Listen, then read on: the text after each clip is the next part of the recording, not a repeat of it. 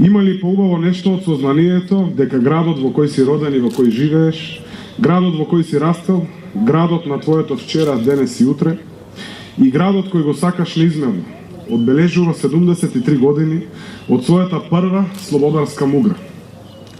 Точно 26.663 слободарски сонца ја огреале Струмица од оној 11. септември 1944 па се до денот денешен.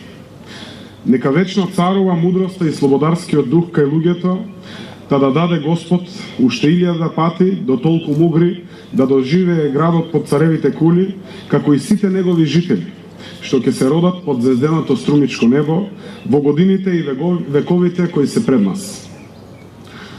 Слобода, тоа не е само обичен збор напишан на хартија или едноставно изговорен. Слобода е нешто многу повеќе од тоа. Тоа е нешто што треба да се чува како најголемо и најдрагоцено богатство. Струмица и струмичани треба да бидат среќни што ја имаат таа слобода, но Струмица и струмичани треба да знаат дека таа слобода не паднала од небо, ниту пак некој туку така ни ја подарил. Струмица и струмичани мора да ги повторуваат спомените од минатото, кои велат дека таа слобода во наше име некои ја извојувале со непокор, верба, љубов и пролеана крв. 73 години слободна Струмица, тоа значи 73 години надградба на традиционалните вредности, 73 години надеж и стремеж кон подобро, поубаво и посреќно утре. 73 години прогрес и растеж и конечно 73 години љубов и верност помеѓу Струмица и струмичани. Сето тоа е убава основа за влез во иднината. Сето тоа е поучно четиво кое треба да се повторува. Сето тоа е убаво парче од мозаикот на севкупното постоење на нашиот град. 11. септември е ден кој мора да се почитува, негува и чествува.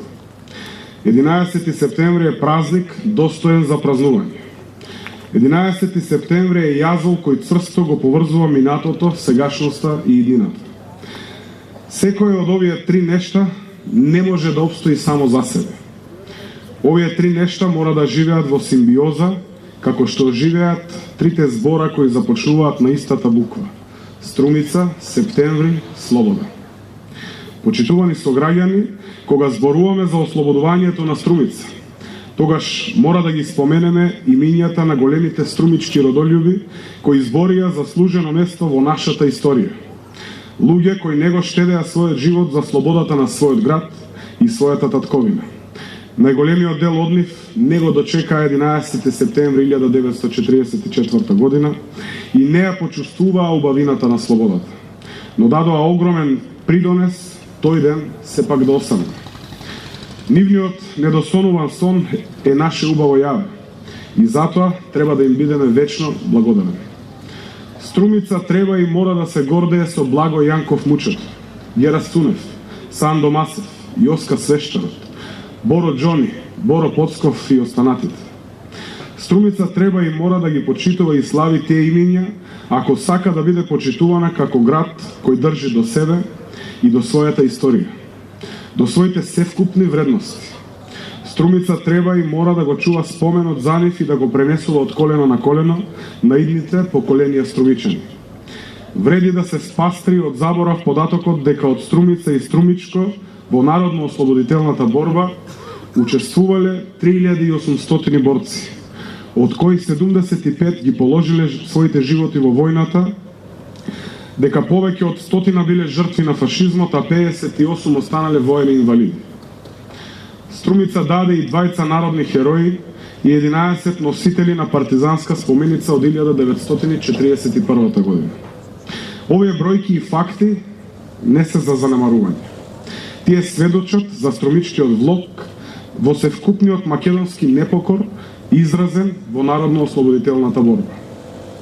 При тоа должни сме да споменеме дека Струмица даде огромен придонес во народно-ослободителната и антифашистичка војна на Македонија. Под знамето на 4-та македонска ударна бригада, потоа на 14-та и 20-та македонска бригада, на Струмичкиот партизански одред и на другите единици од 50-та и 51-та македонска дивизија, струмичките борци храбро се бореа против хитлеровите фашисти и неговите сојузници. На 18 април 1941 година Струмица е првиот град во Македонија во кој се организирале масовни демонстрации против влегувањето на туѓата воена и цивилна власт. Струмица е меѓу првите градови во Македонија во кој уште на 11 октомври е направен обид за формирање и исфрлање на партизански одред. Поради недостаток од оружје, обидот бил неуспешен, но 9 месеци подоцна, во јули 1942 година, е формирано јадро на партизански одред. Следуваат активности за создавање на нови организирани формации, како и бројни борбени акции против фашистичкиот окупатор. Се разбира, целта на сите тие организации и воени действија била ослободување од јаремот на поробувачите и конечна разрешница за незавидната положба на граѓаните и нивниот живот, исполнет со секојдневна тортура, страф, болка, страдање, гнев и безнадежност.